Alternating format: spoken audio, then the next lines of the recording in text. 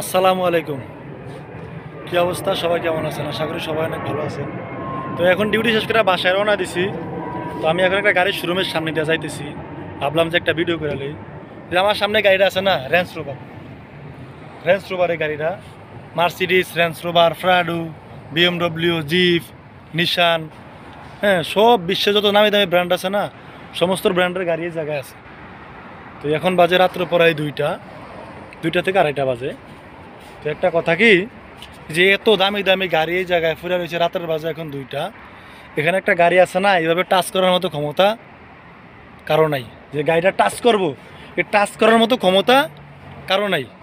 এদেশের সরকারের আমি সেলুট জানাই, যে কানুন এত, মানে সিস্টেম, কানুন আইন এত বরাবরের জন্য।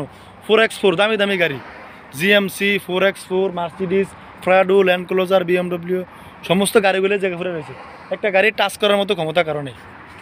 অথচ আমাদের দেশে একটা অটো রিক্সা, একটা মোটর সাইকেল মানুষের কাছ থেকে নিরাপত্তা নেই। একটা গরিব মানুষ মোটর সাইকেল চালায় খাইতেছে বা একটা অটো রিক্সা চালায় খাইতেছে, হয়তো অটো রিক্সা রোডের সাইডে রেখে চা খাইতে গেছে, আসছে গাড়ি নাই। বাদ দেন না ল্যান্ড ক্লোজার, ফ্রাডো, ওই অটো রিক্সাই তো নাই, চা খাইতে গেছে, ছায়া দিয়ে অটো রিক্সা নেই। মোটর সাইকেল থিয়া ওয়াশরুমে গেছে, পিছিয়ে দেয় যে মোটর সাইকেল নেই।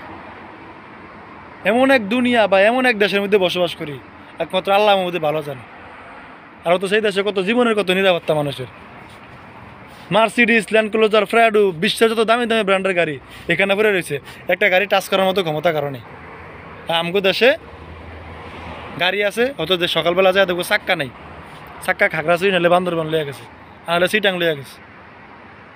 অত সেই দেশে একটা গাড়ি ক্ষমতা টাচ করার মতো কারণে, এখান থেকে আপনার টাকা আছে, এখান থেকে একটা গাড়ির শোরুম কিনে নিয়ে যান, সমস্যা নাই, কিন্তু টাচ করার মতো ক্ষমতা কোনো মায়ের ভূতের এখনো হয় না।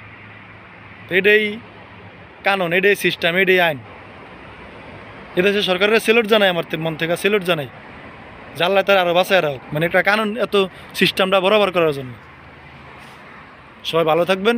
আসসালামু আলাইকুম।